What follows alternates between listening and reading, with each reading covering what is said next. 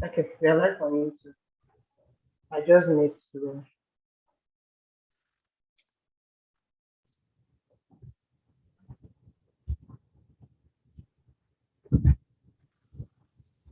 Okay, yes, we are live.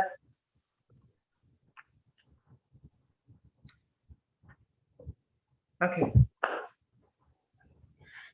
Hello, everyone.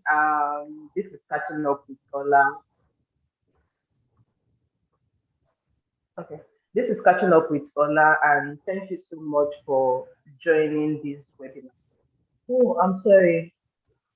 I have to pause this.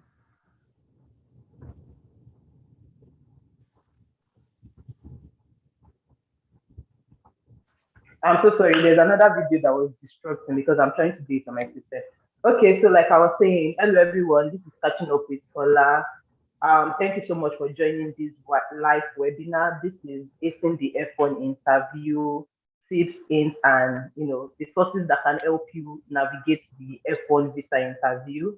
And with me, I have a friend here that is, that volunteers come and talk to you. And a fun fact is today is actually his birthday. So if you are live with us, please just say happy birthday to him.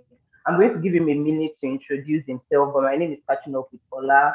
I have a YouTube channel. I talk about study abroad, basically everything about study abroad from application process to visa interview to visa approval. Because, like I say on my channel, if you're on my channel, if you belong to our family, we always get our visa approved. So I'm going to give Adubi a few minutes to introduce himself. Thank you very much. Welcome to this Acing the F1 Visa interview program. Like she rightly said, I'm Adubi Tunde. I'm a master's student here in Colorado. I'm studying for my master's in electrical engineering at Colorado State University here in Fort Collins. I just completed my first year as a master's student in the US. Yeah, and hopefully we'll be starting the second phase of my program by August. And I look forward to I look forward to seeing you guys here, getting your visa approved and coming to joining us here. You're all welcome to this program. Sorry. Thank you so much. We are going to start from, like hints that, like when going for F1 interview, what are the things that you should note, and then we are going to give people chance to ask questions. But basically, we'll first of all talk, and then we'll give people the opportunity to ask any questions that they might have about F1 interview. It might not even be about the interview process. It could be about like how to apply for interview. It could be how to apply for emergency interview and things that you need to know before the interview. So first of all, we'll talk about it, and I'm going to allow our visitors to talk before before I say something like like when you were preparing for visa interview, what were some of the things that you did? What are like some of the hints you give out to people that are preparing for visa interview? What are some of the documents that are essential? I think I'm mixing everything up. Let us first of all start from hints. What is like the hints? Like what is something that you tell somebody preparing to go for visa interview?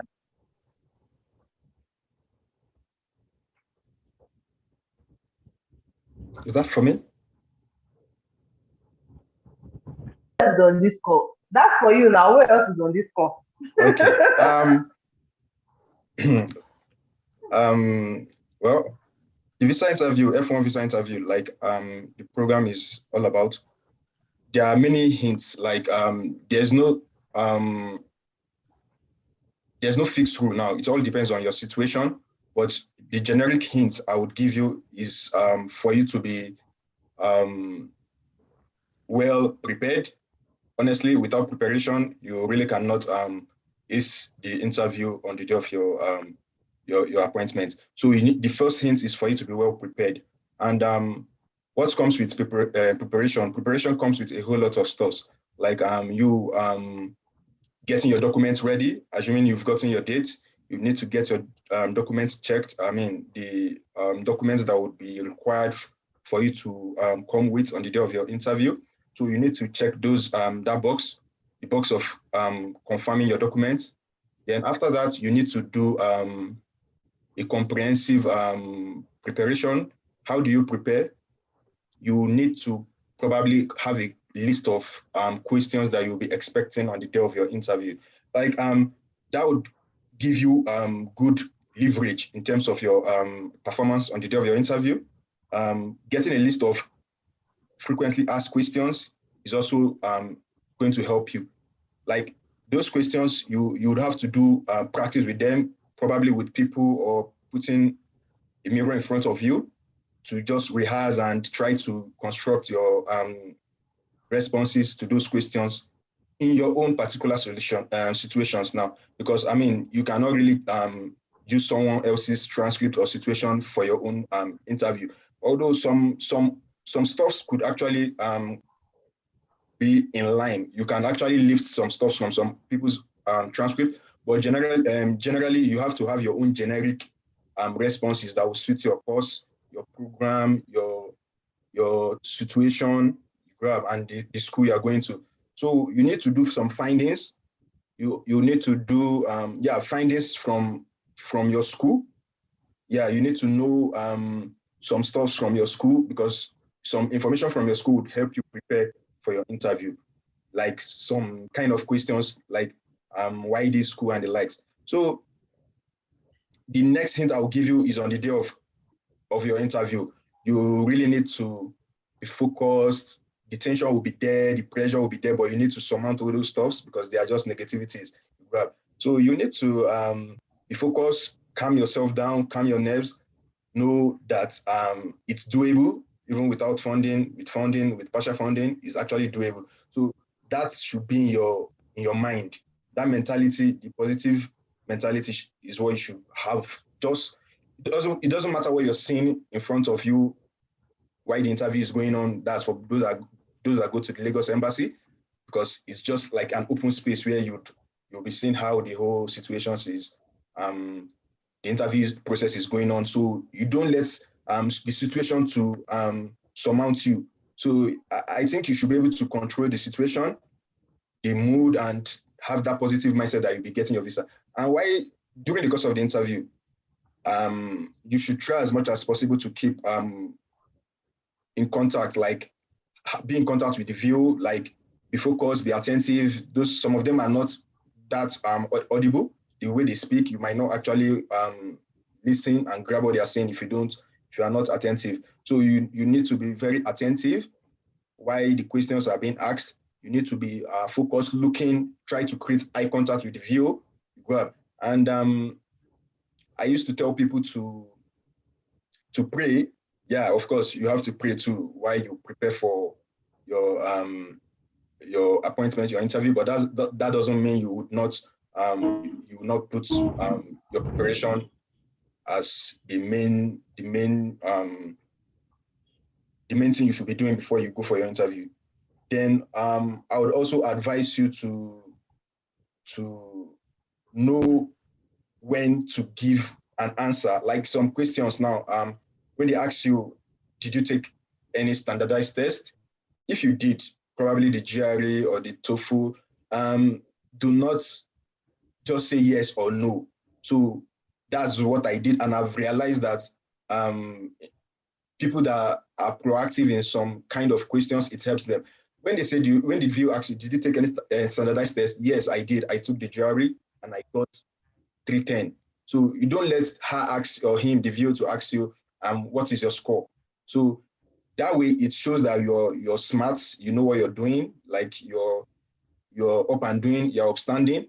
Like that's for that kind of question now. So did you take any standardized test? If it's no, fine, there's no big deal. No, I didn't, because it was not required. You grab. But if you did, yes, I did. I took the GRE and I had a score of 315, 305, 300, whatever. So once you are saying yes, go further by telling the viewer your score. Do not let him or her to ask you what's your score, what did you score. It doesn't really make, and she might not actually ask you, but if you don't say it, you won't be selling yourself well if you actually did take the test. There are so many hints. So yeah, there are so many hints because the situations, your situation, my situation varies. Everybody's situations vary. But the major hints that are kind of generic now is what I'll just be talking about, or what I've been talking about. So you should dress corporate, yeah, well, it doesn't really matter if you're very confident. But if you're not too confident, some people go with shorts. I've seen people go with palm slippers. So dressing does not really carry mark. It doesn't score you bad or high. But what it means that you should be able to dress in something you'll be comfortable with. Like you should be comfortable in whatever you dress with. Like you shouldn't put on a suit, or if you are not comfortable with tolerating heat or sweat, that's if it's in a sunny period or season. So the thing is, you should dress as much as you are comfortable in, and you go early, you eat. I mean, those are subconscious. Like you might not, you might see it, you might think they are not actually you don't really hold water, but the issue is in the long term, in the long run, they might just want to play down on your mood and your demeanor and your physique or your psychology. So do all what is necessary in terms of all what you can control. Make sure you control it. Everything that is within your reach, and whatever is not in your control, you don't have control over it. Don't bother yourself about it. So that's what I would tell you. I don't know if I've talked about all the hints that are in my head, but if I've not, just remind me or you ask questions about it. Okay, thank you. Thank you so much. I think you basically touched on Sorry. everything. And I think one thing that Yeah, okay, wait, wait.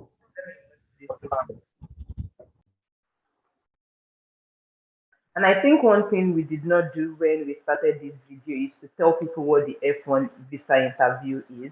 So basically, the F1 is for students. Like if you are coming from Nigeria, Ghana, whatever country, and you have the intention to study in the US, you will fight for the F1 visa interview. So, I mean, talking about it, I'm going to go in line with the preparation, like prepare properly. Like you said, like some people like to stand in front of the mirror. Just know what is unique to you, know what is peculiar to you, know how you feel confident. If you need to talk to someone, for instance, myself, I say this in every of my video, like I don't know how to stand in front of the mirror. Like I just feel like it is not convenient for me to sit in front of the mirror and watch myself talking. I don't know if you understand what I mean. Like I just feel like it's kind of weird to watch myself talking. So just do what works for you. So during my own time, even though like I tried the mirror thing, but I'm just always searching. I'm like, this is not me. So basically what I did is I got a lot of my friends. I'm like, I want to do this interview, just come on the call and listen to all my responses. So if that works for you, I mean, you could do that. Just do basically anything that works for you. Like you said, we all have unique parts. We all have unique things that work for us. You know yourself. You know how these things work for you. So just do it. And in terms of dressing, I'm going to say dress comfortably. If you feel like wearing slippers is comfortable for you, dress comfortably. If you feel like wearing heels is comfortable for you, dress comfortably. You won't wear heels and get there and feel uncomfortable. Remember that on that day, like you will be tense. So just wear something that even if you are tense, you are still comfortable in it. Because I'm going to tell you, I don't know. I mean, some people are not always tense, but even though before the interview date, I was like, oh no, I'm not going to be tense. Going there, seeing a lot of people alone is enough tension for you. I was like, God, hey, Jesus. Like, I just started, on the queue, I just started, like, affirming myself and giving myself words of affirmation because that is how I feel confident in situations. And another hint I'm going to tell you is like before you went for the visa interview, you already had your prepared questions, you already had things that you had prepared.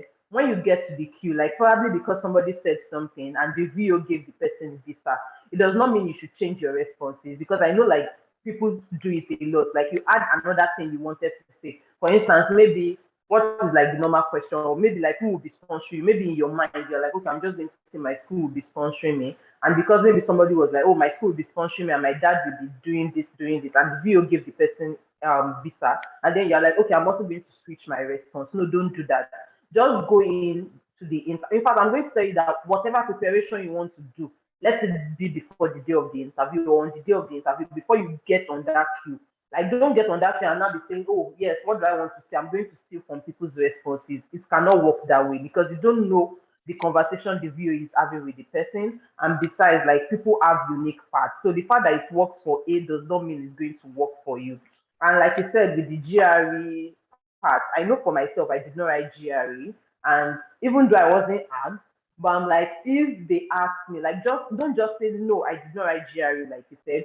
Try to explain further. You did not write GRE. Why did you not write GRE? If it was not required, if it was waived, if it was optional, or something like, just know how to make all your stories align. And I'm going to say that this VO app, like, they are people, they are not gods. I mean, I'm going to keep saying it. They are not gods, they are people. So they just basically what they want to find out is how credible you are as a student. Like, they want to find out if you go to the US to actually study, or if you go to the US and you drop out and be like, oh no, I'm not studying. Because a lot of people do it. They go to the US with the intention of studying, and at the end of the day, they don't study. So basically, that is what they want to do. So as long as they're able to prove yourself as a credible student, and God is on your side, because it is another thing to prove yourself. It is another thing. That is why he said that you should pray. That is where the prayer thing also comes in. You will not just sit down and pray and expect a miracle to happen. You do your part, you pray, and by the grace of God, with God on your side, you get the visa. You get the visa. So basically, that is it about the int. I'm not sure I'm thinking about anything on my head. Also, another int: always go with your documents. Go when I was going, I went with all my documents for my primary. I know it's kind of silly. For my primary school certificate, I carried everything. I carried everything from my primary school certificate to my secondary school to my WAEC to my NECO. I took everything with me. So if you are like me, that would rather be safe and you would rather be safe than sorry, I'm going to tell you to take all your documents. All the schools that gave me admission, even though I've never heard of people asking for admission letter, I printed all the admission letter. I'm like, if they ask me what is the evidence that this school gave you admission, what would I say? So I had the admission letter with me. I'm like, if they ask, I'm just going to, give them. But if, it depends on how the interview is going. But normally, if the interview, I'm not going to say if it goes well, because I know there are some people that they've asked them series of documents, and at the end of the day, the VO will still grant them the visa. The VO just, maybe you are just saying something that is that is confusing the VO, and the VO wants to, confirm. The VO would ask you to provide extra documents. But basically, I think the important documents your I-20. Of course, your I-20 is important. That is like the most important document. Your I-20, your passport, your DS-160 confirmation page, your visa confirmation page, your visa receipt, your service fee receipt, your admission letter. I know some people they ask them for admission letter. Some people they don't ask them for admission letter, because for me, they did not ask me for admission letter. But also make sure that you go with your admission letter, your if you have offer, like if you have like maybe assistantship offer or like scholarship offer, also go with that, because at that point where they ask you who is sponsoring you, the view might be okay, where's the documents to affirm that you're actually being sponsored by whatever organization. So even if it's like an organization in whatever country you are that is sponsoring you, make sure the person has like a written document for you. So you can go with that. What else? What other document? You can go with that. Go with your passport. Passport is important. Go with your passport. I remember a friend of mine that forgot her passport on that day of the interview. She had to take the passport. I think it was 6,000 for just 2 copies. Was it just two? I think it was just 1 copy, 6,000 naira. Those people at the embassy, they exploit people. So just go with all your necessary documents. So I think that's like all the documents you need. And if you are like me, like I said, go with all your documents. If you feel like I want to print out all my admission letter, print out all the admission letter. It's not going to cost you a dime. I mean, maybe it's going to cost you just the printing fee, but it's not going to cost you a dime to just take everything with you. So basically, I think that is all you need for. Am I right, Adubi? I think that is all they need for the visa in terms of Documents. documents. But I know like there's this question that is raining now, and I'm going to direct it to you, Adobe. Like when people tell you to not prepare too much so that you will not sound weird, what is like your take? What is your opinion on when people say, don't prepare too much so that you will not sound weird? What do you have to say about that? Like they shouldn't prepare too much for their interview so as not to So that sound. they will not sound weird, yes. Basically, I would say there's nothing like too much preparation, actually. Yeah. Then you should prepare until you are confident of yourself answering the frequently asked questions by the view. The moment you are confident in yourself, like, okay, you can actually deliver, then I think you've gotten to the peak of your ability you grab. So, however, in order not to sound rehearsed in front of the view on the day of your interview, you should be spontaneous. Like, you should be smart. I think people that are going for their first time, they might not be as spontaneous as I'm imagining now. Like, the thing is, in a way, for you to sound well prepared and not sound like you crammed or something, you should be spontaneous to the point that when the view asks you what you've not even prepared for, like a question you are not prepared for, you should be able to find something that sounds logical, reasonable to see on the spot. That way, you won't be even sounding like you've rehearsed your answers before you came. You understand? Because the question was not even on your list of questions. So you should be spontaneous to the point that you should be able to deliver even if you've not had the question before. How will you be able to do that? Okay, I think you should be able to do that if you've gone through the whole process of your application by yourself. You grab. If you've gone through the whole, can you hear me? So yes, you can hear you. If you've gone through the whole process of your application by yourself, like you did it from A to Z, like up to the point of you going for your interview, you applied to the schools by yourself, you know about your schools, you followed up with your admission process from the schools, you paid your service fee, you knew about the process, you did your DS-160 by yourself, you paid your visa fee, you applied for your appointment date. If you went through the whole application process, I think to an extent, and if you prepared well on your own, you rehearse well on your own, on that day, you should be able to deliver in a way. Okay, let me tell you something. You should be able to deliver in a way that won't even look like you crammed your responses. Like me on one of my interviews, because I went more than once. I don't know if I've told you before. So I got a question that I wasn't expecting. You grab. So when the view asked, I was like, what will I couldn't actually deliver fluently now. I wasn't fluent, you understand? But I could say what still made sense. Like I could tell the view that I responded to the view because that question was not part of what I planned for. But I made points to the point that I gave him reason to feel that, okay, I delivered. Some people would freeze, like they just go freeze. Like it's not bad if you freeze in front of the view, but it doesn't really say well about your mood, your psyche you grab. But it doesn't really say bad because some view, they know people come in front of them and they just completely freeze and they become frozen and they will not be able to respond. And the view will give you time to talk. The viewer will even see it because those guys are psychologists. They will tell you they know you are tense. Maybe you need to calm down and breathe in, breathe out, and you start all over. You grab. So there's nothing bad in you preparing to the maximum ability or your capacity. There's nothing bad in it. Just keep preparing until the day of your interview. You grab. That's what I would just say for that question. Okay, thank you so much. First of all, you still tell us about that visa rejection and how you got approved. You still tell us that story, but that's not what we are doing now. Yeah. So, and another thing I would talk about, being rehearsed is when you are talking, try to not talk too fast because, like, when you talk too fast, like they will not be able to pinpoint. I know you are tense. I know you just want to, get over it and be done with and know your future. Are you getting the white paper or maybe you are getting the other? Of course, you are getting the white paper. So don't let us talk about the other paper. So I know you are tense, but like try to not talk too fast. Try to and don't talk too slow as well, but just try to talk normal.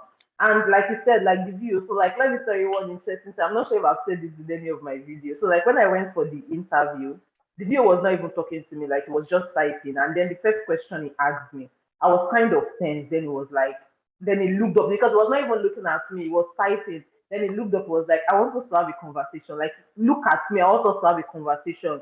And I'm like, well, this view, I mean, it was nice to me. So I'm like, well, this view is nice because it was like, first, I want us to have this conversation. And then he asked me the question again. Then I was able, by that time, I was like, okay, now I'm confident because this view is nice now. So you to be nice to yourself. So basically, that is why I said like these videos are not God. they are human and they have feelings as well. So that is that about the rehearsed response. Just make sure that you're not talking too fast because I'm not going to say you should not prepare.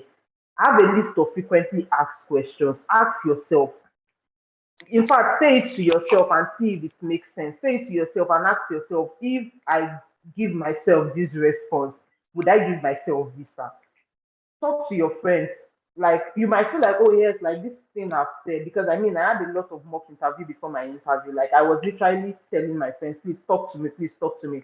But at the same time, as much as they are doing this mock interview, also be able to filter what you want. Because remember, at the end of the day, it is your interview, it is your personal experience. Be able to filter what you want because people will give you, let me tell you, coming from somebody that did a lot of mock interview, people will give you different opinions. This person will say another person will do interview with another thing. Like for instance, maybe you did interview with somebody and then the person said, okay, do it like this. Then you did interview with another person and you are doing it the exact way the first person told you. The second person will say, no, don't do it like this. So basically, just be able to filter what you want. This is your own interview. If anything happens at the end of the day, there's nothing anybody can do to it. So be able to filter what you want for yourself, but also, also be open to advices. At least at the end of the day, you know what you want and you know what advice suits what you want. So basically, that is what I would say. Make sure you do, even if it's just one or two people, but make sure you talk to someone. Make sure you hear another person's point of view about your responses. I think we are good on the ends, right? Mm-hmm. So now, should we move to frequently asked questions? Sure. Okay. So, what are like some of the frequently asked questions when it comes to visa interview? Yeah, when it comes to visa interview, what are the frequently asked questions? Yeah. For the F1 visa interview, which is for the Yes, students F1. F1, F1, yeah. which is for the students category, bachelor's, that's undergraduate and postgraduate studies. They usually have some list of questions, like some group of questions that are in that category for that visa application. So the first of most often than not, the first question is usually where are you going to, or why are you going to the US? When the view asks you why are you going to the US, to my own understanding, is the same thing as where are you going to. I mean, the content of that question, what you should be saying as an answer to that question, should be the same. The view asks you why are you going to the US?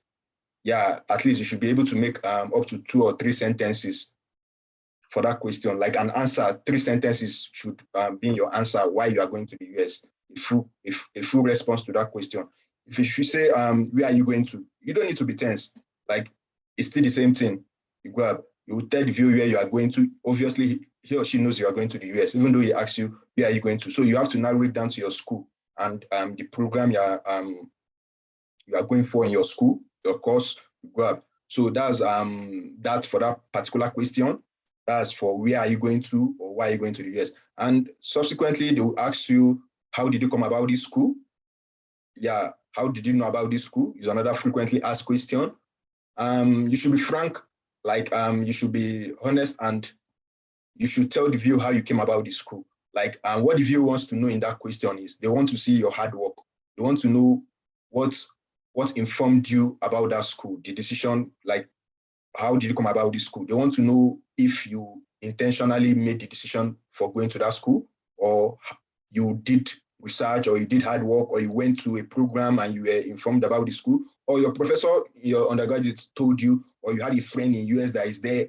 I mean, so those are the likely goods of you having an information about the school, doing research about the school, searching on Google, going to msinus.com, US News, usnews.com website, petersonsguide.com.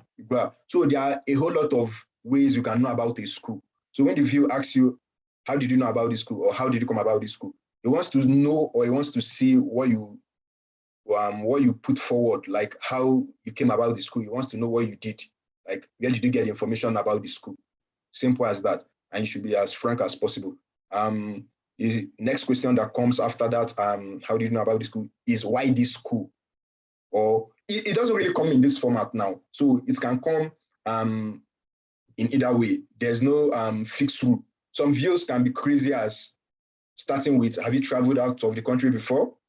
You grab, and many people don't usually, well, it's not a difficult question, you grab, but I noticed that recently they've been asking that question in Abuja, like first or two questions, have you traveled out of the country? Which shouldn't, to me, I don't see it as a necessary question at the beginning of your interview now.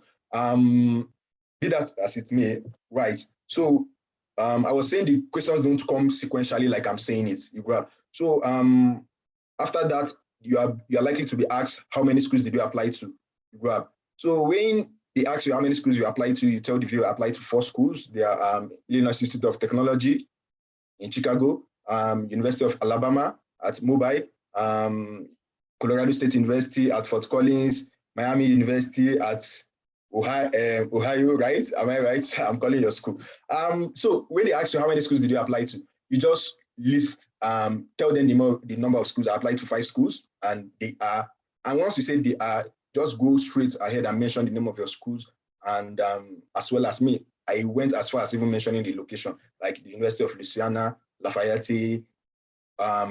University of Texas, A&M at College Station, University of there are like a whole lot of schools. So just name the schools and their locations for them. Tell them the amount: 5 schools, 4 schools, 2 schools, 3 schools.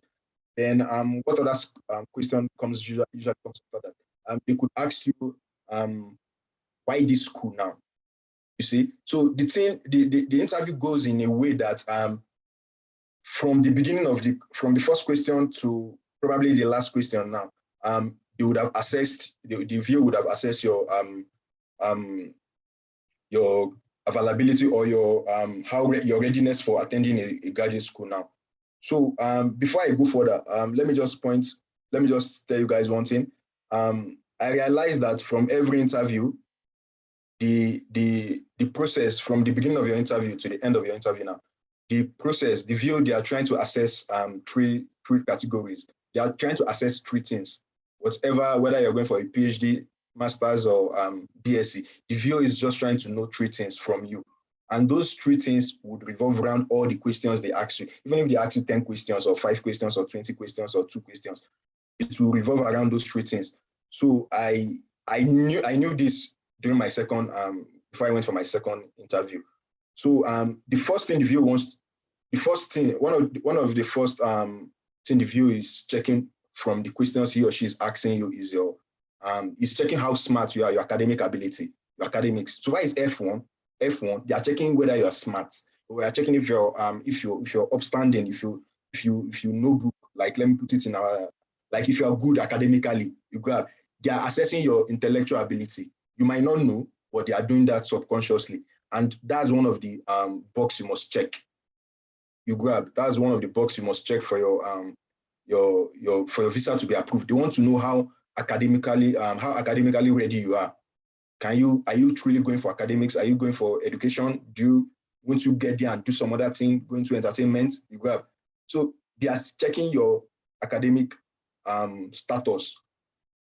The second box they want you to check is your financial capability. Do you have the finance to study? Are you financially capable? Either through scholarship, fellowship, full funding, GTA, GRA, or personal funding, family, or even yourself. They are checking if you have the means, the financial means to foot the bills, because life in the US is expensive, very, very expensive. Whether you're coming by your parents or you're coming by yourself or your uncle, your auntie, you just have to prove that you have that means, financial means to study in the US. So you must tick that box. After you've ticked the first academic box, the next box is the financial capability. The third box, the third box you must tick is your willingness to return back, because an F1 is a non-immigrant visa. F1 visa is a non-immigrant visa because the viewer is giving you with the intent of you returning back. So in the course of the interview, you must let the viewer know that you're coming back to the country after you're done with your studies, even though you have the intention, the secret intention of not coming back to jackpot for life. You must not show it. You must not even say it. So you must tell the viewer you are coming back. Like, there's a question for that. There's a question for that category now. So all the frequently asked questions now, you have to prove these three reasons. You have to ace them. Once you can ace all the questions that revolve around this criteria now, then you've done well in the course of your interview. So you must let the VIO know you're coming back. And once you're coming back, the VIO would be tempted to give you the visa, because it's a non-immigrant visa. It means that you're not going, you're not becoming a citizen with it. You should return back home to your country after your study. So I know I interrupted the frequently asked question. I just had to bring that quickly in. So let me continue from where I stopped, right? So the next question is, what have you been doing? So the VIO is likely to ask you, what have you been doing? Like, up to the point that you want that visa, what have you been doing? Like, if the VIO says, what have you been doing? Or if the VIO asks you, tell me about your academic background, it's the same thing. You grab. So what you should tell the VIO in that regard is, upon completion of my bachelor's degree, I went for my mandatory national youth service, blah, blah, blah, blah, blah, blah. After which I got a job, or I was retained in this place.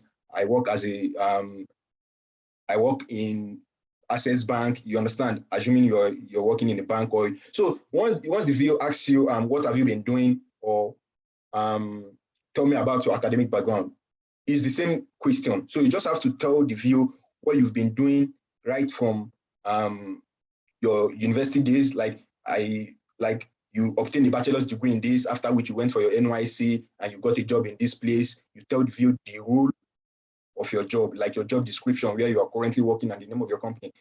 So that's about what have you been doing, or tell me about your academic background. Then the next question is, why this program? Like I said, they will ask you why this school. When they ask you why this school, it's different from why this program now. There are two different questions you grab. So, but when they ask you why this course or why this program, it's the same question.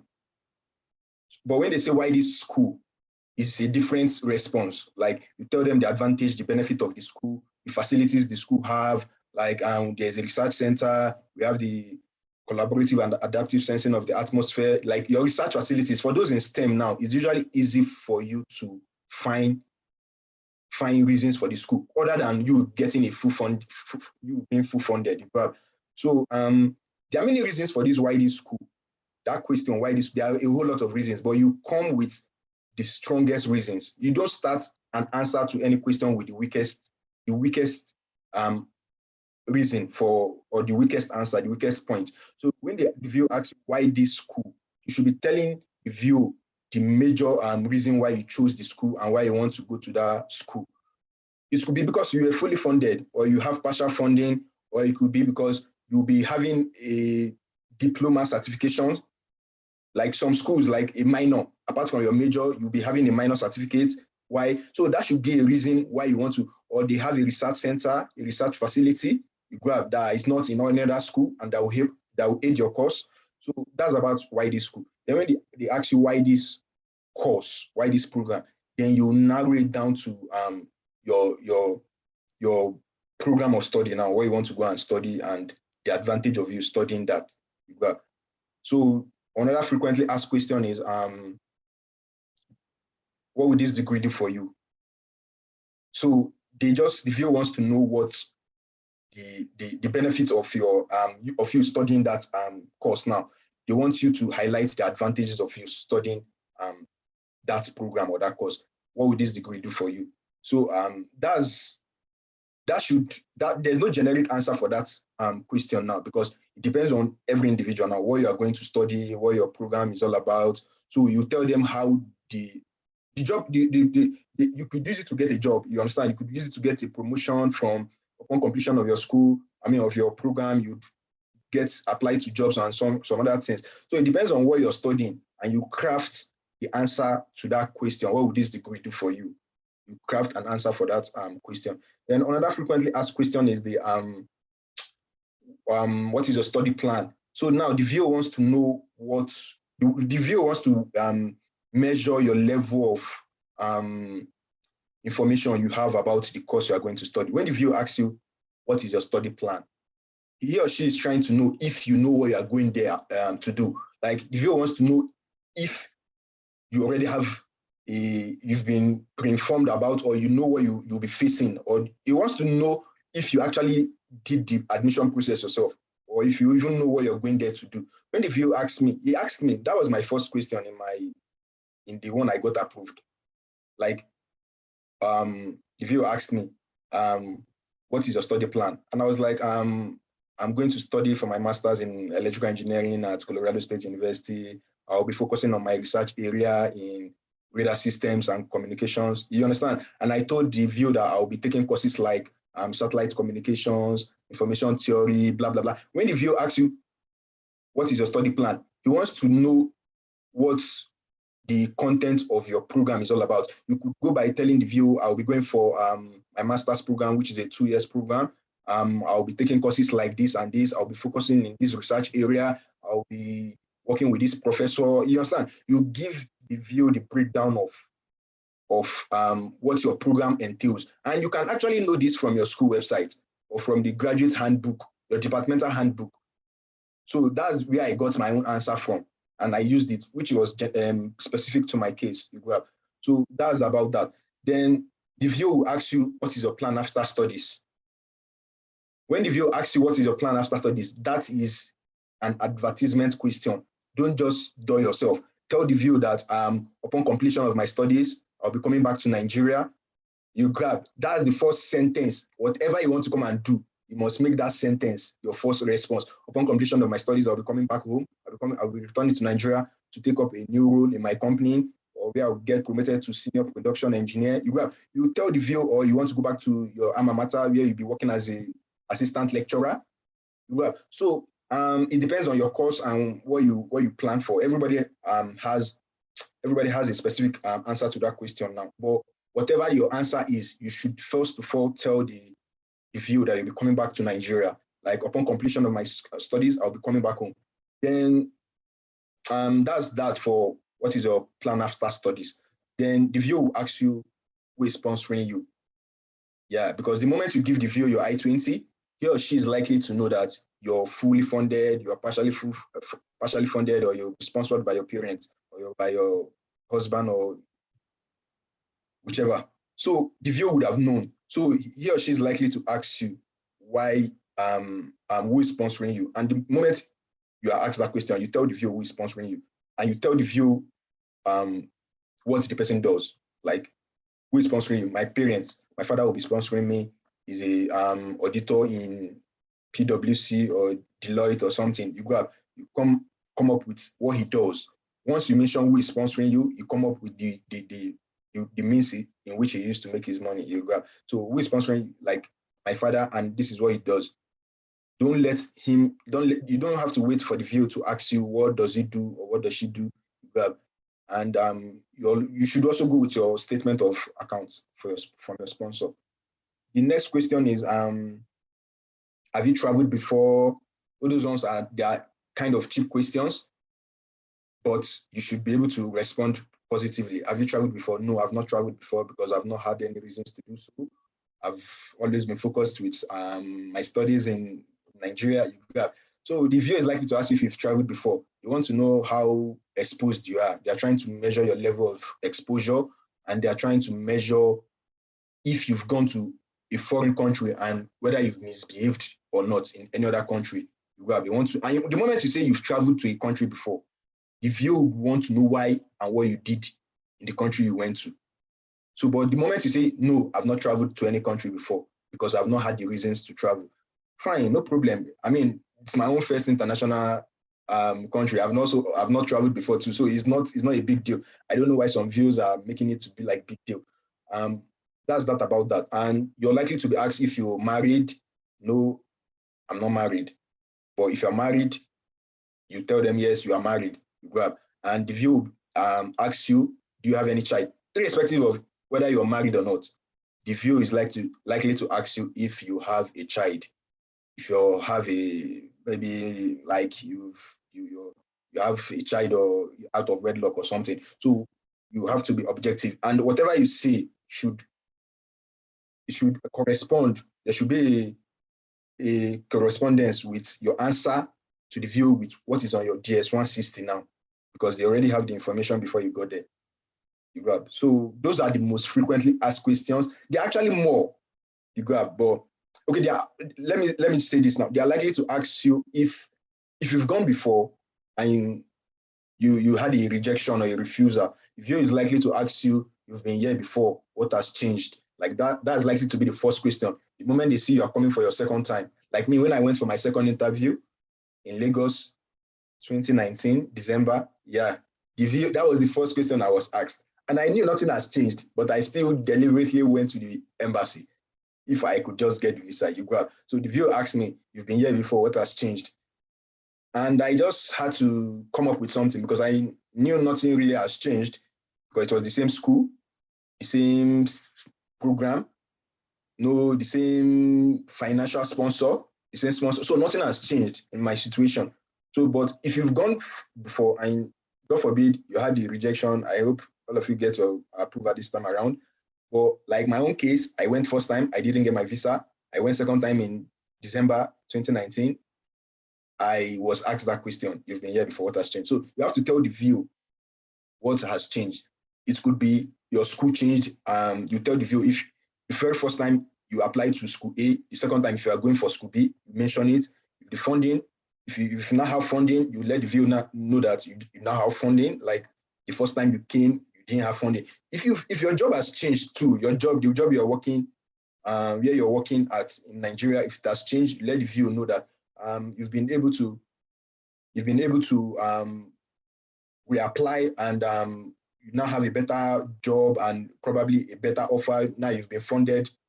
I have so lot of many responses. So there are like 5 or 6 stuff that could have changed: your job, your funding status, your program, your school, your experience, and your mental preparation. You can tell the viewer that you're not prepared. But that question is for some selected few. Those have probably gotten rejection at the first interview. And that's basically the frequently asked questions that I can remember. I know I've not mentioned all of it, but those are the hot ones trending now. Thank you so much. So I'm just going to add, I mean, you said everything. I'm just going to add like little things to everything that you said. Like you said, those are like the frequently asked questions. And I'm going to tell you that, it doesn't mean that you would not be asked questions that you did not prepare for. At times, you might not even prepare for any question and you'll be asked, like you said, just be spontaneous, be able to give a response on the spot. And one thing I'm going to say is when it comes to visa interview, it depends on how the person asking the question is asking. For instance, why are you going to the US? I am going to the US to study at this school at this location. Where are you going to in the US? I am going to this location. Like where? So you have to talk about location first, then you talk about the other things you want to do at the location. I don't know if you understand what I mean. Why are you going to the US? Of course, you are going to study, but where are you going to the US? I'm going to this location to study, blah blah blah blah blah. I think that's something that I noted when he was talking. And also, you need to know that some view, because they want to confuse you, they would ask you the same question, but they would twist it in different terms for you. For instance, during my own interview, immediately I got to the presence of the guy was like, it was even the one that answered the why question for me, was like, yes, I see that you're going to Miami University to study this course, study this course, study this course. So why are you going to Miami University? I told him. Then he asked another question. Then he was like, how many schools did I apply to? I told him. He asked me how many admitted you. I told him. He said, so why I was like, okay, why Miami again? Like asking the same question twice. Although even though he asked like almost the same, like he asked almost the same way. But do not because like he asked me already. Why is he asking me again? No, you have to keep answering. So basically that is it. Some videos will confuse. Some videos might be like, yes, why this program? Why this course? Basically it is still the same thing, but they just want to confuse. They want to make sure that you know what you are doing.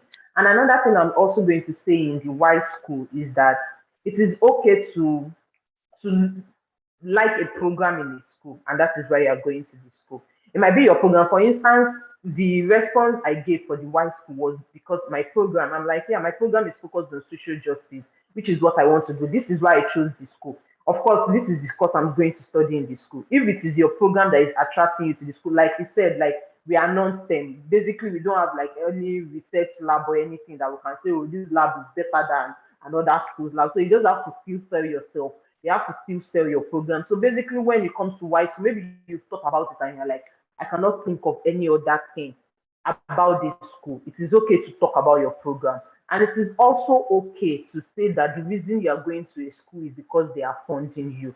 However, that should not be your strongest point. It is okay to say, yes, I'm going. Of course, they know it is expensive to study in the US. Everybody knows, except if you are like the daughter or the child of like a politician or something, or your parents are really wealthy. It is expensive. They also know that it is expensive to study in the US. So it is okay to say you are going to study because a school is funding you. But like you said, you always have different points, and that should not be your strongest point. And I would also say that I can see questions. We are going to come to questions, okay? And I would also say that, when it comes to why school, I know a lot of people be like, yes, like this school is highly ranked. Yes, it can be part of your point, but that should not be your strongest point. I mean, that is my own opinion about it. It might, some people might feel like, oh yes, like recommendation, you saying that this school is highly ranked is like a strong point. But to me, except if the school is like maybe number one, number two, except if the school is like top 10 in the US, that is when you can, talk about ranking. But like when you talk about why this school, aside from the ranking, what else is attracting you to the school? I think that is what they are asking you. Aside from the ranking, aside from the fact that you got assistantship or you are fully funded, what else is attracting you to this school? Is it the program?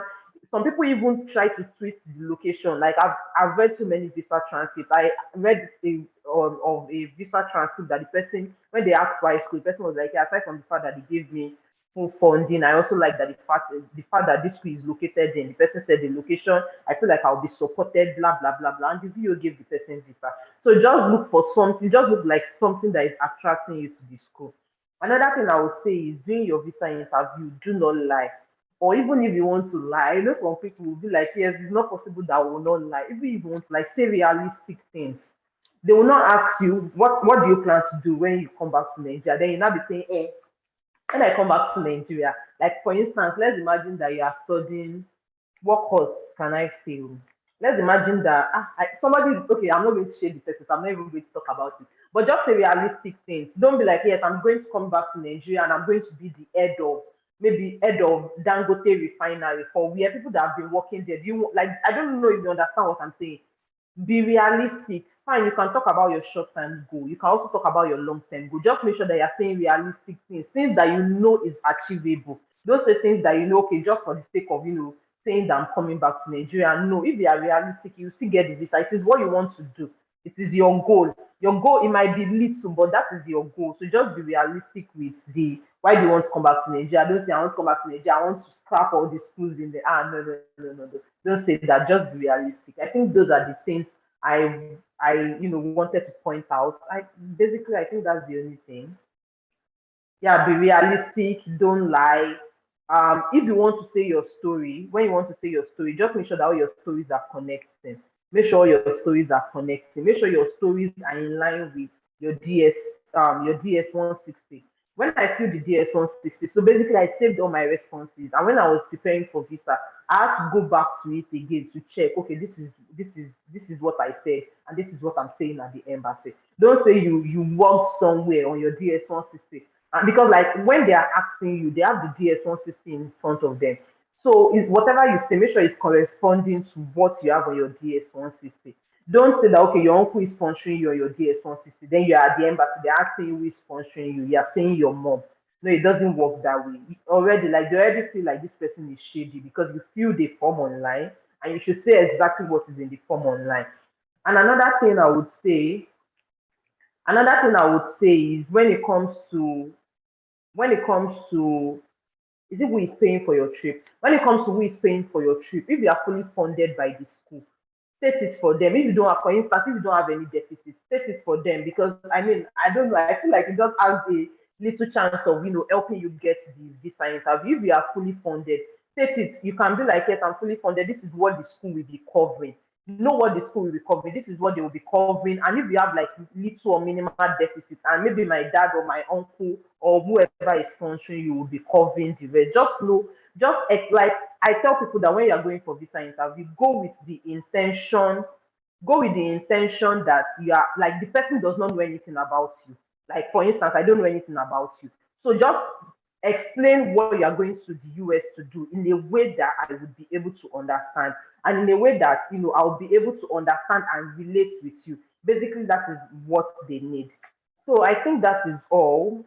Or do you have any other thing to say? I think basically that is everything about F1 visa interview. It is. I'm not going to say it is easy. I'm not going to say you will not be tense, because trust me, you will be tense. Don't let anybody tell you that you will not be tense. But you just have to control yourself. Because I remember on the queue that I was like, God, can this cup just pass over me? Because like when you hear people that are even more eloquent than you are, people that like they are spoken English, it is so nice, and they were rejecting them. I'm like, God, what am I going to do? So it's not possible that you not be tense, especially if you are in Lagos. I think Abuja they sit down, or maybe they sit down until it is their turn. But if you are in Lagos, you stand on that queue. It's not possible that you will not be tense. It is not possible. So that is that on the F1 visa interview. So do you have anything to say before I tell them to start asking questions? Not really. I mean, when they ask questions, hopefully would touch on whatever needs to be talked about. Okay. So before I permit people to ask questions, I know we have some questions on YouTube that I'm going to read out. Somebody said, getting into these schools is always cumbersome. I mean, in terms of the requirements. I mean, I like to say that there's nothing you want to do in life that is not difficult. Even to school in Nigeria is difficult. To get admission in Nigeria, we all know to get admission in Nigeria is difficult. You just have to put in the extra effort. And when you say in terms of the requirements, what do you mean in terms of the requirement? Like I always say, I have videos on my YouTube channel. I always say that like I have a list of how you can search for schools. If a school is requiring you to do something, if they are requiring you to do GRE, trust me, do the GRE. You will pass it. You just need to prepare well. You just need to give your time. You just need to give yourself time to prepare. But I'm not sure the requirement is something that you cannot meet. If it is transcript, go to your school and request for your transcript. I'm sure the requirement is something. It's not something more than what you can meet. Basically, that is what they require from schools. Maybe test of English proficiency, GRE, and your transcript and IGP. And if you don't have IGP, some schools ask that you have GRE score to substitute for your low GPA. So I'm not sure the requirement is something more than what you can meet. Somebody said, what will this degree do for you and why this program? Are they not the same thing? People I've encountered such questions in the past from people that I did mock for. Like, what would this degree do for you? Is different from why this program actually. In a way, there's a kind of gap, a little bit of well, when you're answering that question now, if you're asked what would this degree do for you, what the viewer wants to hear from you is basically the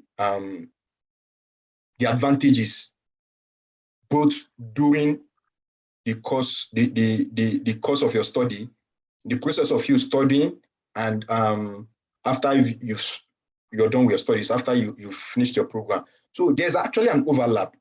I'm not disputing there is an overlap. And sometimes whenever a viewer asks you, what would this degree do for you? They might not ask you why this program. But some other cases, some other view that have time for you, they will ask you everything, like why this program is like why this course. So when they come to you now, ask you why this course, you will know that why this course is not the same response, is not the same question as what would this degree do for you. What would this degree do for you is it contains two parts of your life. Your life as a student in that school and your life after you're done with studies. But when they say why this course, you should be telling them your life before you want to go to the study, before you want to go into the program, and probably your life during the program. So it's like the past, the present, and the future. So that's how I structure those stuffs. So when they ask you why or what would this degree do for you now? They want to know your present, that question should be telling the answer to that question should be telling the viewer about the present and the future. You grab. That's how I see it. That's my own opinion, and that's the strategy I've been using for myself and people that come to me for mock. You grab. So what would this degree do for you? The viewer wants to know the present and the future advantages of your degree. But when they say why this course or why this program, the viewer wants to know your past and your present. So you see, the present is the intermediary, is the overlap now. So it's like me. I was asked that question, why this course? Like, is you writing a statement of purpose now? You grab. When you're writing a statement of purpose, like SOP, in your SOP write-up, there are different paragraphs now. Some of those paragraphs would have answered that question if you actually did your SOP yourself. You would have subconsciously answered that question of why this course. By the time you're telling the view, you have this dream. I mean, by the time you're telling your graduate school through the SOP write-up now that growing up, I'd always pondered about how light, particles, and sound move from one point to the other. I became fascinated with electricity. You grab. So why this course? The viewer wants to see what you did in your past that warranted you to want to go to do what you want to go and do in the school. So there's an overlap actually, but they are basically not the same. They are basically not the same question, and you shouldn't actually be giving the same response verbatim. There's an overlap of which you can borrow answers. That's how I see it. I think for me, I think they are kind of very similar. Why this course and what will this degree do for you? But I think, like you said, the difference is just that what will this degree do for you is what will this degree do for you is kind of similar to what I is it kind of similar to what I your postgraduate plan, because it's the same thing you say in what I your postgraduate plan. It's kind of similar to what will the degree do for you. It's just like I want to give you money and I'm asking what do you want to use the money to do? What will you use the degree to do? But when I ask you, why do you need the money? So, like, just think of it that way. What do you want to use the money to do? Why do you need the money? Of course, when you're talking about why this program, you would also talk about why this course. You also talk about how the course will benefit you. You will talk about the past. You will talk about the present. But I think they should still talk about why the course will benefit them. Because, for instance, like the VO might ask why this program, the VO might not ask what will this degree do for you. So I think when you are asked what this program, you should still be able to talk about, okay, so when you study this course, what is the advantages of studying this course? Of course, that is part of the reason, that is part of the reason why you'll be motivated to study a course. Because I mean, I prepared for that response, and I'm like, yes, this is why I'm studying the course because of like my future goals, my career path, blah blah blah blah blah. So you should still be able to talk about the future of the course you want to study. So basically, like to answer your question, they are similar, but they are just kind of slightly different. Okay, so somebody said, please, I'm a community college applicant. What question can I expect, please? I think it's the same thing, like all the questions we've been saying. Expect all the questions we've been saying. And I think a question that we did not say that we ask frequently is why are you not doing this degree in your country? If you are from Nigeria, if you are from Ghana, they ask you why the US? Why are you not doing it in your country? Or they ask you why the US? Why are you not going to other countries to study it? Just know what you would say. Like, of course, you know why you are going to the US to study. You know why you are not going to the UK. You know why you are not going to Canada. And if it is Nigeria, if it is Ghana or whatever country you are, you know why you are not studying in your country. So just say it and say it in a way that it makes sense. Um, Somebody says, please, could you lay more emphasis on undergraduates and some tips for the interview? I think two people actually said this. Please lay more emphasis on undergraduate students. I think for undergrad students, it is still the same thing. It is still the same question. F1 is F1 everywhere. Whether it is undergrad, whether it is graduate, F1 is F1.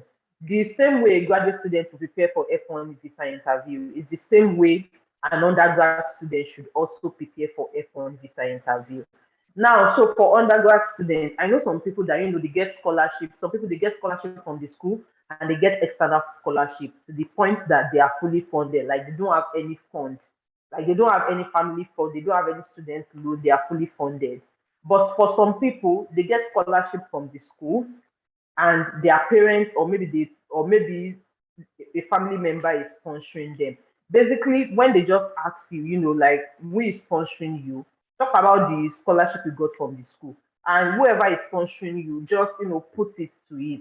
And when they ask you what have you, of course, like, okay, so this is how it might be slightly different. They might ask you, okay, what school did you go to for your high school? Like, what high school did you go to? What have you been doing since then? If you just finished high school, just tell them, yes, I finished high school in this and this and this and this and this date, and that is why I want to, go for a college in the United States. Basically, I think it is the same. I think that's just like the little minimal difference. I think it is the same. The same way people prepare for F1 visa interview is the same way people would prepare for undergrad. You need to know why you are coming back. You need to know what the degree will do for you. After your undergrad, are you coming back? What do you want to do when you come back? Is it that you have your father's company that you want to go and lord over, or is it that you are open to get employment? Is it that you are open to use all your research skills to better your industry in Nigeria? Whatever, like, just think of something. But I think it is the same, except if Adubi has like something to say about it. Basically, they are the same categories of question. Like, one or two difference might just be when did you finish high school? They like to know the gap between when you finished, when you had your high school certificate, like your certification, WAEC, the gap between the WAEC and your application or your interview. They like knowing the gap, and your age.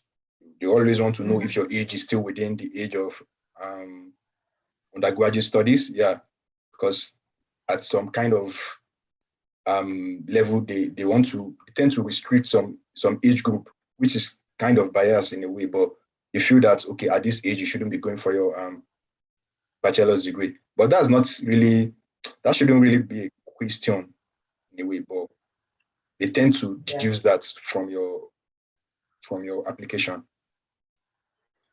And something I would say is, don't limit yourself. That's one thing I would say. Don't limit yourself. As long as you show that you are credible, you might be old, but it doesn't mean that you are still not going to get the visa. It depends on, see, in the visa interview, it is you, the VO, which is your visa officer, and your God. Basically, that is just what I'm going to say. So when you are going for the visa interview, just have this at the back of your mind that it is just three people in this interview: myself, my God, and the person interviewing me. So it depends on how the interview goes. So another question is, please I've been denied, please I've been denied a Canadian study visa 3 times. How will this affect my chances of getting an F1 visa for my undergraduate studies? The person has been denied Canadian study visa 3 times, and the person wants to know whether it will affect their chances of getting an F1 visa. Basically, the Canadian embassy and the US embassy, they share information. So because you've been denied 3 times, your portfolio, your information, your biodata will be shared with the US embassy whenever you go for your F1 appointment. Whenever you apply for not just F1, any category now, whenever you apply for a US visa, they will see your information, your past history from the Canadian embassy, and vice versa too. So, but answering your question in particular, if irrespective of the amount of times you've been rejected or denied at Canadian embassy, if your application is airtight for the US, for the F1 category, if you've done your homework, if you've you've ticked all the boxes, like your legitimacy, your financial ability, everything can be proved in front of the VO. Of course, they would give you your visa. Your visa will be granted if you've done all what you should do before you go for that interview, and if you could actually defend your application by saying by responding to the questions they'll be asking you. You don't need to be tense. You don't need to be tense that, okay, because I've been at Canadian, I've applied for the Canadian embassy 3 times, I've been rejected, and the US embassy will be aware of that. Of course, as far back as 8 years now, they've started sharing information. So you don't need to be tense about that. Just do what you have to do with the US and focus on the US, your application materials, your responses. I mean, go there and prove yourself in front of the view, and you should get your visa. I think so. That's how it Okay, works. thank you. Another question is, please, is community college interview stressful? Please talk more on community college. I think we've already said it. It is the same thing as the interview for, this is F1 visa. Is whatever you say. And I also think that whatever you say at the embassy, some VOs also capitalize on whatever you say at the embassy. Like for instance, if you say this and this, they will ask you to tell them more. So it's whatever you say. And I'm going to tell you, and I'm going to tell you that do not limit yourself. If you are going to a community college, fine. I know like there are a lot of backstory as to why Nigerians should not go to community college. But if it is community college you want to, go there confidently. Somebody used to tell me something. I mean, when I was looking for job in Nigeria, my cousin used to tell me that when you go for job interview, even if you are saying nonsense, say the nonsense confidently. Just be confident. Even if you don't know the answer to what you are being asked, and you have to look for an answer, and you are not sure of the answer, just be confident. Community college, they still the same question they will ask you. Why are you going to, and why are you going to this school? Why, I don't know, maybe they've ever asked anybody, why are you going to a community college? Why not a university? I've not heard of somebody that they've ever asked. But if you might have, you might have an answer prepared for that, like why are you going to a community college and not a university? But I've not seen somebody they've asked, except if I've seen somebody that they've asked. And I've seen somebody that that went to the embassy to go to a community college and they accepted the person. And I've also seen somebody that they rejected. So it depends. Like I said, it is you, your God, and the visa officer. So except if Adobe has something else to say on that. Not really. It's basically the same question, just a crazy bias towards community college. That's just how it is. The same category of questions. Okay, last question from YouTube. Somebody said, can someone lie? Like telling the viewer that you'll be coming back to upgrade your dad's business. First off, like we said, do not lie. When you are coming back to Nigeria, are you coming to, and like add some spice now, add some maggi. Which one is that we're coming back to upgrade my father's business? What is upgrade your father's business? Look for something else. Like, see, let me tell you something. You might even say the simple thing, but look for how you would spice up the little things. It's not just about the little thing. Look for a way that you use to spice up the little things. So, I mean, but do not lie. Just be factual. What do you want to do when you come back to Nigeria? Do not lie. On this channel, we don't support lies, okay? Except, do you have any answer to that? Do not lie. It's actually not about even lying, because if you lie and the lie doesn't make sense, the viewer would know. You understand? So if what you studied in the US doesn't relate with what your father does in Nigeria, you really cannot come back and fit in.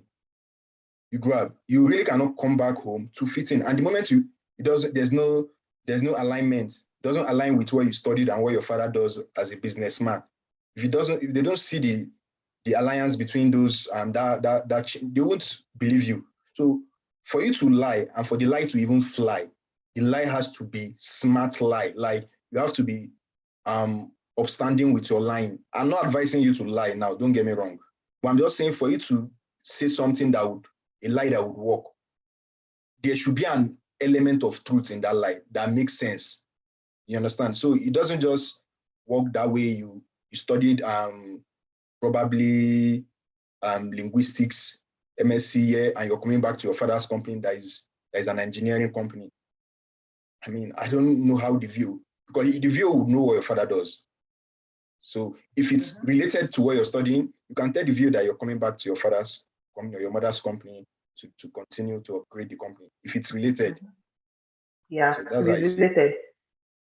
If it's related, go on. And for instance, if your dad has like a mechanical engineering company and you want to get study mech engine, of course, you can say that it is completely fine. You want to use the research and all the skills that you've gotten in the US to make your father's company greater. So we'll be taking questions from Zoom now. If you have any questions, just raise your hand up. And if you don't feel comfortable asking the questions, you can send it as a direct message to me via Zoom. The first question here from Zoom is, I've been denied 3 times. Those 3 times I had applied to the same school, same program. Those times my uncle was supposed to be my sponsor.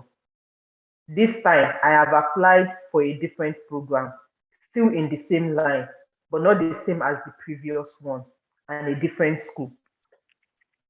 I have a free tuition waiver and on-campus employment. The only deficit is $753. Wow, that's not. I'd like to know, is this a good profile? That is the first question. Second question, what is the best response for who is sponsoring the deficit? Third question, I have taken the GRE and I had a score of 300. Is this a red flag?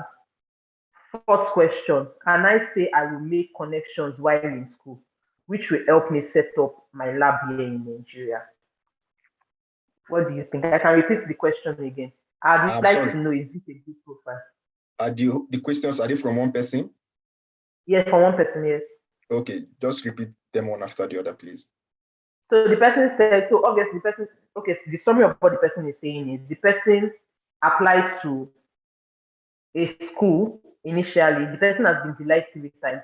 The 3 times, the person applying to the same school, same program. So this time around, the person switched the program to a different program, but it's still within the same line and a different school. So now the person is going for a different program, still within the same line and a different school. And the person has a free tuition waiver. And the only deficit is $753. $753. So the person is asking, is this a good profile? That is the first question. Is this a good profile with $753 deficit and free tuition waiver? And I think the reason why this person is concerned is the fact that the person has been denied 3 times, and this time around, the person decided to change the course. So do you think it is a good profile? Sure. It's a good profile. I mean, and a very big improvement. Assuming the last 3 times the person went, the person didn't have tuition waiver, the person didn't have this small deficit of $750. So it's a good profile. This the person's status now should fly. It should fly. What I mean by it should fly is it should be a banger. Like you should be able to use it to get your visa, irrespective of the amount of times you've been rejected in the past. You understand? So it's a good profile. What is left for the person to do is to work on the current situation now, to turn around the past. It should work. Yeah. Okay. Number two is, what is the best response for who is sponsoring the deficit? Who is sponsoring the deficit? I think it's the person sponsoring the deficit that you should say. Since the money is not much, since it's just $753, if you be, I feel like the person can sponsor themselves, right? Because the money is not much. This is $753. It's not even up to 1,000, except if I'm not reading it right.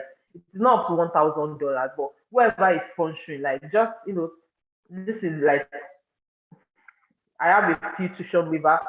State what the school will be covering, and the remaining deficit is $753, which will be sponsored by whoever you think is sponsoring. Is it dad? Is it mom? Is it uncle? Is it sibling? Please do not say friend, whoever is sponsoring.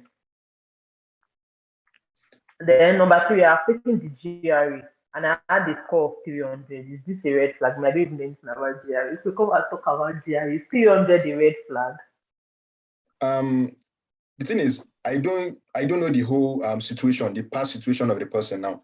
Did the person apply with the same 300 in the past before, or is just a new situation that came with the funding? I think this is the new situation because the person said I have taken, of course, GRE. I don't know. I mean, I don't know since how long the person has been applying. So, but the person said they have taken the GRE. So I think the person just took the GRE. Okay. And no. 300. 300 is not a red flag. As far as in fact, people get full funding, like they get fully funded for PhD, MSc in the USA with a GRE score of 290. 300 is just an average. The maximum you can score in GRE is 340. The minimum you can score if you fail everything, like you didn't score anything, is 260. You go up. So the average is 300. So you scoring 300 is not a red flag. Doesn't spoil your application, especially if you're a STEM applicant and you had a higher quant score of over 150. So if you have a 150 in quant, 150 in verbal, it's an all-round 50 percentile average score, which is not bad also. But if you have a higher quantitative score now in your GRE, say maybe 160, then in your verbal you had 140, 160 plus 140, that's 300. So it shows that you are strong quantitatively now, and it's a very strong point for the candidate. If you can score higher in your quantitative, even though you failed the English, so it doesn't really spoil anything in the application. And the person should mention it.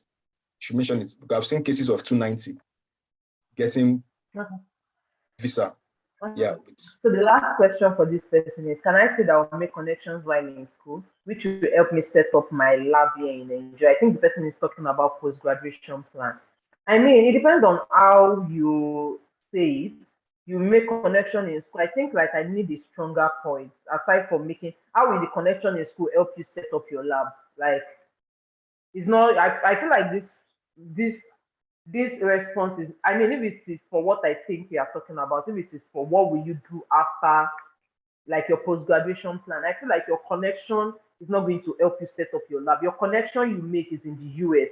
You are coming back to Nigeria to set up a lab. So if you can look for how the connection you make in the US would help you, aside from saying it will help you, how would it help you to set up your lab here in Nigeria? But right now, I'm not sure it's like all that very strong point. And I'm not sure you can, or what do you think, Adubi? The person doesn't really need to mention that part when they ask you, what is your plan after studies? The thing is, what she just mentioned now, that question she asked us, it's like a subconscious advantage of you coming to study in the US. Whoever leaves Nigeria to study in the US, you have a whole lot of new network of which you would use in your future life. Wherever you go to, you will be able to use that network of friends. You should be able to make friends from other nations, other countries like that you'll be close to, that you could always tap from their expertise. So you don't really need to mention that to the view that when you are asked what is your plan after studies, assuming that's where the person wants to use that response, fine, you have network of friends. You can tap from their expertise, their know-how, from their wealth, you understand, and use it to influence your startup in Nigeria when you're back home. But you do not really need to mention that to the view. It's not, it doesn't really make sense to me, because there are other things you should have put in place, like your plan after studies, that you should be able to tell the view the moment you're wrapping up your studies here in the US. So that's the way I see it. It's just my own opinion. Yeah. Because of our time, if you have a question on Zoom, like just indicate so that we can get to your question. Just raise up your hand. There's a raising of hand feature on Zoom. Raise up your hand. While we do that, I'm going to read like one or two questions from YouTube. If one is being asked why this school, should the response be from research of what the school is? Like we said, it can be from what something about the school that interests you, or something about the program that interests you. That is why the school. Something from the school, you could obviously going to be from your research. Even if you want to say something from the program that interests you, it's also going to be from your research. So that is that. Is it a must to give a video to the reason why your sponsor is sponsoring you? Of course, if the video asks you why your sponsor is sponsoring you, you cannot keep notes. You have to say why your sponsor is sponsoring you. If it's your uncle, why is your uncle choosing to sponsor you? Why is your uncle not choosing to sponsor his own children? Why is it you that is choosing to sponsor? So, and if it's your parent, I mean, if it's your parents, I'm not sure they really ask why your mother or your dad will be sponsoring you. I think the view only asks if the person sponsoring you is, if they are not your parents, that is when the view would ask you. For instance, if you say your uncle, your auntie, or your cousin, that is when the view would ask you, like, why is this person choosing to sponsor you? There are so many reasons why your uncle can choose to sponsor you. It might be because he sees the potential in you, or he wants you to come back to manage his company, or maybe your parents did something for him when it was also growing up. Maybe they sponsored him and he wants to return the favor. There are so many reasons why your siblings or your uncle will choose to sponsor you. Just to add to that, sorry for interrupting. Whatever response you give for that question, you should make sure there is a tight or a very strong connection, a strong bond between your sponsor and you. So whenever the viewer asks, who is sponsoring you, you say, my uncle, Mr. This and this and this is sponsoring me. And when they ask, why is he sponsoring you, you should be able to tell the viewer, whatever you tell the viewer should show strong connections, strong bond between you and your, strong family ties now, between you and your uncle or you and your brother. You understand? They should be able to trace the fact that, okay, you guys have been close from way back, or he has been doing stuff for you from way back, that this is not just the first time he would be using his money on your paying for your bills or something. So that's how I see the question. Okay, thank you so much. Somebody said, how will I get confidence for interview? Just, I don't know if somebody can teach how to get confidence, because this is you. I mean, for myself, I tell myself it's not just interview. Basically, anytime I want to do something, I tell myself that I'm talking to a person. The least thing you can tell me is no, even though I don't want that no. But I just, just to boost my confidence, I just tell myself that this person is like, I'm talking to a person, I'm not talking to a God. Even God, I approach God and God answers my prayer. So why would I be? I mean, I'm always scared to, but like I just kind of tell myself that I'm talking to a person, this person would listen to me. So I mean, you can, for me, words of affirmation works for me. So like I just affirm myself, like you can do this, you've got this person is a person, and you're going to talk normally, you're going to have like a neutral conversation with this person. And before I know it, like I'm already boosting my confidence. So that is what works for me. So first off, know what works for you and do it, because I don't know what works for you. Know what works for you and do it. How do you think someone can ace the interview when you have two siblings living in the US? Both of them went through non-immigrant visa type, but changed their status after to permanent residency. That's a very tough one, because I've actually seen a whole lot of people being in that kind of situation, like applicants going for the interview and they already have a sibling, their brother is already there and is already made in the US, he's not coming back to the country. And it's actually a kind of disadvantage to the new applicants now. But however, it's doable. Even if you have your two siblings, if transferred from non-immigrant to immigrant. The thing is, what you should do is, before you start applying to any school, if you have your brother in the US already, make sure the school you are applying to is not where he's located or she's located. Apply to a school in a state, assuming your brother is staying in, working in, living in New York now. Do not apply to any school in New York. That would, I'm not saying this like hook, line, and sinker now. It doesn't really, it's not absolute now. You might also apply there and get your visa. But I'm just saying, to be more realistic, to have a higher probability of getting approval, do not apply to a school in a state where your family is residing. That's the first tip. If your brother is working and living in New York, apply to a school that's east now. New York is in the east. Apply to a school in the west, far west, or maybe south or north, like maybe California, Washington, you go about Texas. So that's the first thing. And the second hint I would give you is know what your brother is doing. Like know, because they might ask you, what does he do, or how did he go there, and how long he has been there. You understand? And you have no right to deny the fact that he is your brother, like, because he would have actually given them your own information, like before he left or something. So make sure you try to avoid all what would cause dependence, like too much dependency on him. Because if they see that you will be too dependent on him, it might be a drawback for you or something. So it's a dicey situation, but you just have to prepare well for the interview. Realistically, now you have to prepare well and have the confidence that you can get it. Okay. Thank you. Because of our time, we would only be taking questions from Iyanu, and I will read the last comment on YouTube from Badmos Ahmed. I'll drop our email in the comment section. So if you have further questions, you can reach out to me. So Iyanu, let's have it. Yeah, thank you so much for this session, and thank you for answering my previous questions. The question I have now is on my I-20, I have a part of it that says I would be sponsored by family support. But under the remarks, I have which sponsor exactly. It states cousin. But I would like to state in the interview that I will be sponsored by myself and my father. So I'm just wondering, will that cousin there be a problem?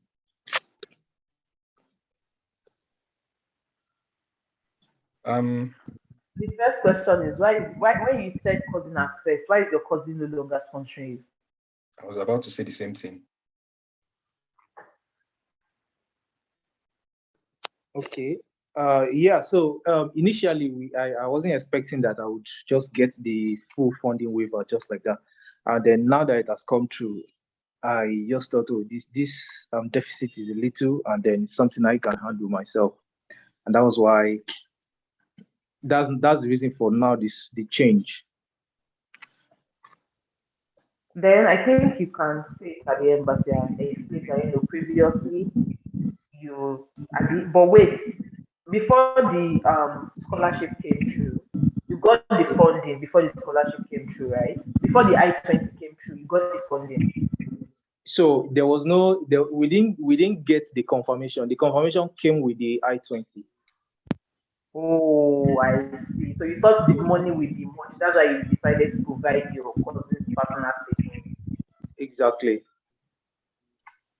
I mean, you can still use your cousin at the embassy, even if the money is little. You can still use your cousin at the embassy, or you could use your family member and explain to the VP that you don't know, like just because I mean, I don't know. I know people have done this in the past. There is another person that is on their I-20, and there's another person they took to the embassy. I know people have done it in the past, so I don't know. What do you think? What is the deficit in which you use your 53? Is that what he used his cousin to cover? Yeah. So I think see, okay. If you used your cousin's statement of account to cover deficit of $750 to get your I-20, and it's already indicated now on your I-20 that your cousin will be paying for that bill. So now the next thing I would ask you is, how did you fill your DS-160? Oh yeah, so he was the one that did all the documentation and stuff. Oh, okay. So basically his details will be the sponsor now on your DS-160. Exactly. And on your I-20 it's still showing that way. Do you know what? Just go with his statement, his bank statement that has that sufficient fund, and use it, because the view might not even once they see on your I-20, the view might not even ask you for proof of fund. People go with deficit of 5K, 3K dollars.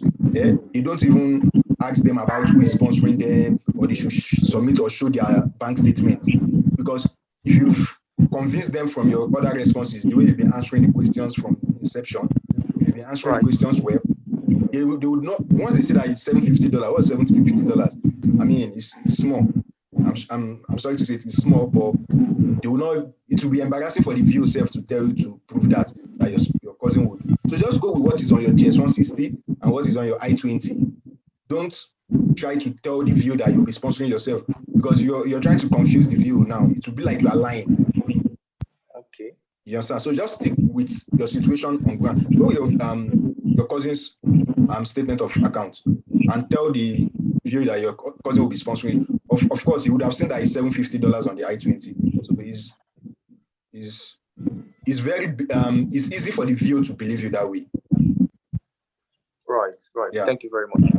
Yeah, and be confident of whatever you'll be telling you. Okay.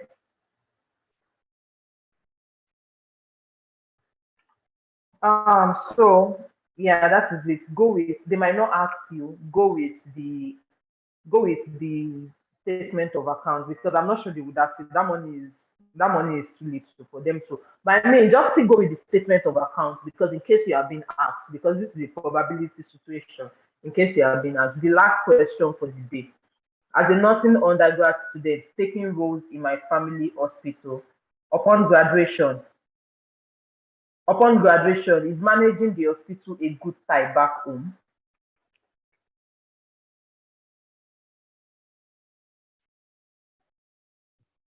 Sure. Upon graduation, is managing the hospital, the family hospital, is it a good tie back home? Sure. I mean, she's studying nursing in the US, right? Yeah. I mean, if it relates with what she wants to go do back home, it should fly. It should fly. Like, she can mention it to the view, like one of her plans. Like, when the view asks you, what is your plan after studies? It's not like you just have one thing to tell the view. You can tell the view your short-term plans and your long-term plan, but you start with your immediate plans. Like, upon completion, I'm coming back home to take a role in my father's hospital or my parents' hospital. You understand? It's well in line. That's how I see it. Then she could go ahead to tell the view that she has some other long-term plan in her career, which makes sense. Okay.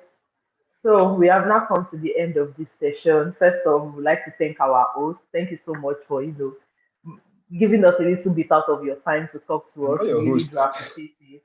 And for Abi, our guest, and for some people, I said it earlier, today is his birthday, so make sure you wish him happy birthday in the comment section. Those of you streaming online from YouTube, make sure you wish him happy birthday. This is his birthday gift to you people. So make sure you wish him happy birthday. And thank you so much for taking out time to talk to us, taking out time to join this live.